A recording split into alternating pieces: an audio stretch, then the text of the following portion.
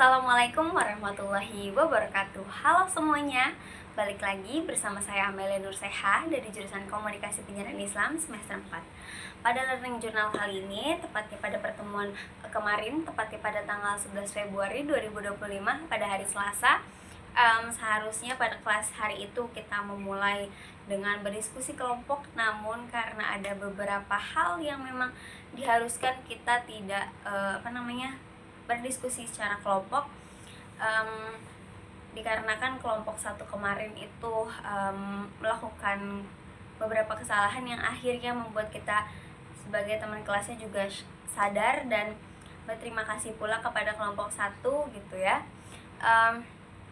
bahwa kami kembali diingatkan lagi kepada bagaimana kepenulisan dalam makalah itu tuh dengan cara yang benar, yang sesuai dengan karya tulis ilmiah gitu. Karena makalah dengan karya tulis ilmiah itu tuh sama gitu, dan kembali Bapak Adi mention bahwa karya tulis ilmiah ini atau makalah ini itu harus ditulis dengan niat gitu. Dari latar belakangnya saja kita harus sudah lebih tahu gitu apa yang mau kita bahas, apa saja gitu urgensinya yang akan kita bahas di makalah tersebut. Contoh kasusnya seminimal-minimalnya bahwa latar belakang itu harus 5 sampai 6.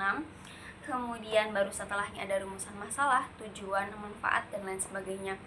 Nah, barulah di pembahasan juga kita diingatkan bahwa untuk mencari materi dengan secara rinci dan mendapatkan referensi yang bisa dipertanggungjawabkan dengan sebanyak-banyaknya referensi, agar makalah yang kita kita buat ini itu lebih bermanfaat nantinya dan lebih bagus gitu untuk dipamerkan nantinya gitu.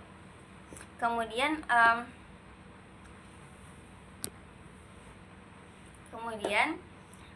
di pertemuan pada hari Selasa kemarin itu kita sempat berdiskusi dengan kelompok 1 mengenai tentang dasar-dasar kepenulisan artikel dan berita ini gitu. Sempat ada perdebatan bahwa sempat ada miskomunikasi antara ada yang namanya berita opini, padahal tidak ada yang namanya berita opini. Berita itu hanya ya berita, kalau opini yaitu artikel gitu. Kemudian juga kemarin saya mendapatkan ilmu baru bahwa dalam menulis berita itu kita mempunyai ciri khas gitu tuh dibanding dengan artikel gitu.